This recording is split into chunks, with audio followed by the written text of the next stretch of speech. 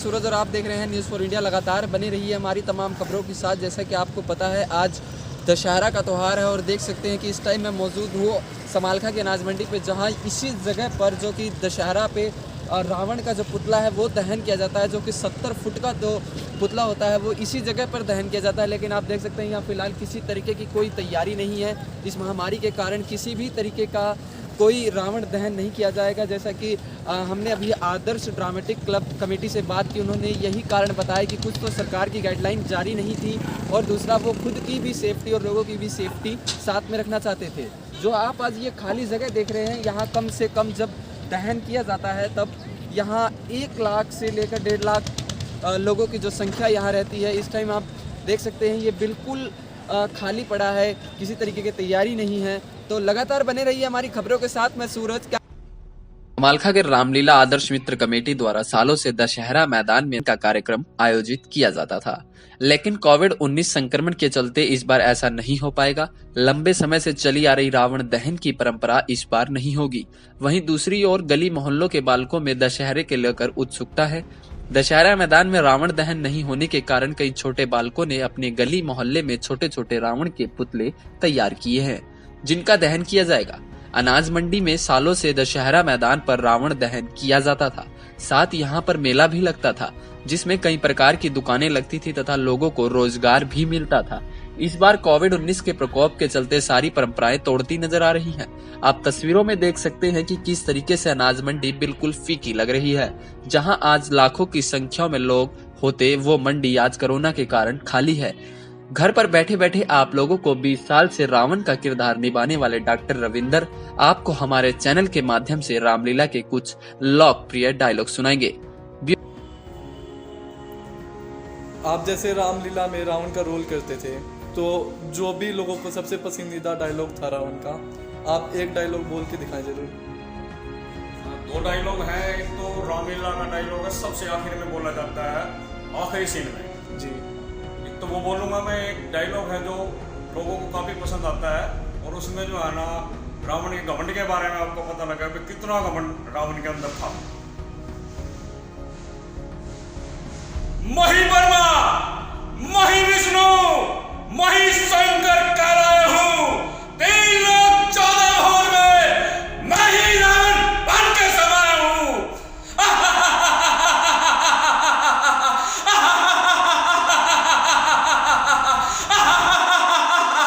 एक बहुत ही मतलब जो अलग से शेर है, जो मैंने जो है ना अपनी रामलीला में जो है ना दशहरे से पहले दिन जो आखिरी सीन होता है उसमें बोला जाता है। उसको बोलने के बाद मतलब जो है ना पर्दा गिर जाता है।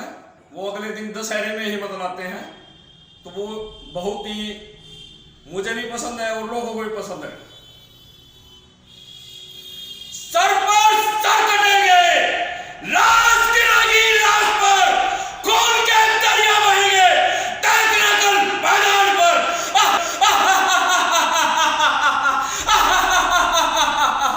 जय श्री राम।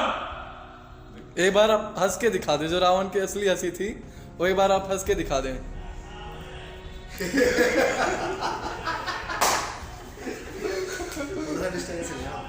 पूरा फ्रेम आएगा।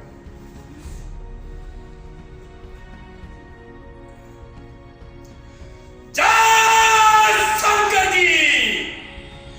कर लेंगे वे छोकरे दुनिया में हर एक काम को, तो कौन जानेगा फिर रावण के नाम को।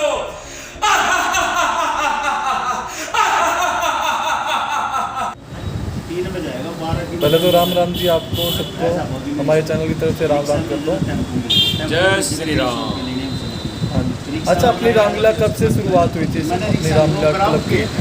लगभग जो है 1935-40 के आसपास को कंफर्म नहीं है कितना समय होगा। बहुत समय हो गया, मतलब आज़ादी से पहले चालू हो गई जी।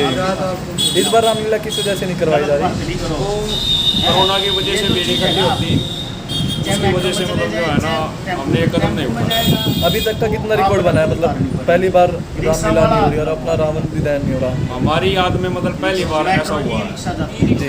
अच्छा, आपका सुना है कि पहले आप 20 साल से रावण का रोल करते थे समालखा में? हाँ, 20 साल मैंने जो है ना रोल किया है रावण का। सन 88 से मतलब मैं रामलीला से जुड़ा, वैसे तो बचपन से जुड़ा हूँ, पर जो है ना 88 से मतलब जो है ना मैं पूर्ण रूप से जुड़ गया था। पहले छोटे मोटे रोल किए 1-2 साल, फिर मतलब जो है ना मेन रोल करने लग गया। दशहरा पे रावण नहीं दहन हो रहा है, उसको लेकर आप क्या कहेंगे लोग? क्या संदेश है आपका? संदेश तो यही है भाई, हमेशा जो है ना बुराई का अंत होना चाहिए, वो किसी भी रूप में हो। तो रावण ने जो भी मतलब कर्म किए थे वो आज तक जो है ना लोग भूले नहीं है उसको, मतलब बार बार जो है ना उस बुराई को ख़त्म करने की कोशिश कर रहे हैं। समाज से मतलब यही अपील है कि जो बुराइयां रावण में थी वो बुराइयां मतलब जो है ना आगे समाज में नहीं हो। श्री आदर्श ड्रामाटिक क्लब से, और मैं इस क्लब का स्टेज मैनेजर हूँ। इस बार जो रामलीला नहीं, कुछ तो सरकार की गाइडलाइन से भाई कोरोना से बचाव हो जाए, और कुछ कोरोना महामारी से लोगों को बचाव हो जाए। अच्छा, जो अभी रामलीला नहीं हो रही तो इसके बजाय आप लोग क्या कुछ कर रहे हो? पूजा पाठ? हम रोज़ सुंदरकांड का पाठ करते हैं जी।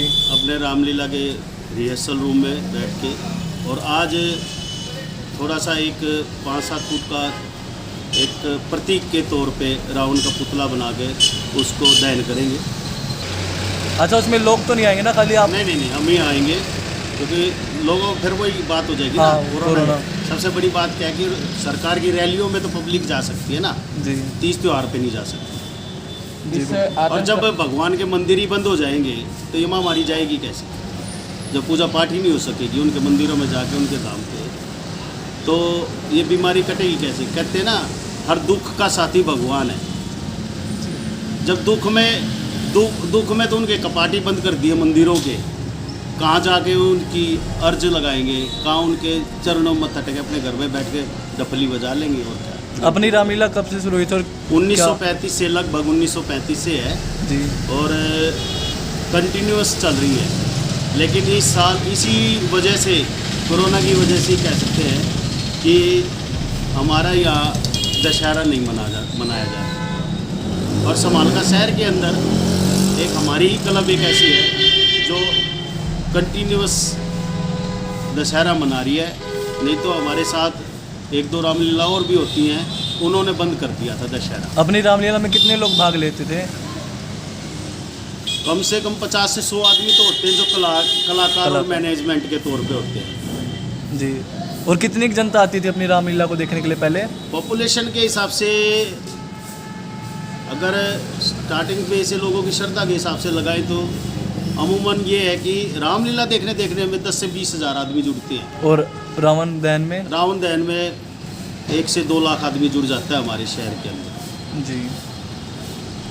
जैसा मैंने किरदार तो रावण का निभाया है, पर मैं असलियत में राम भगत हूँ।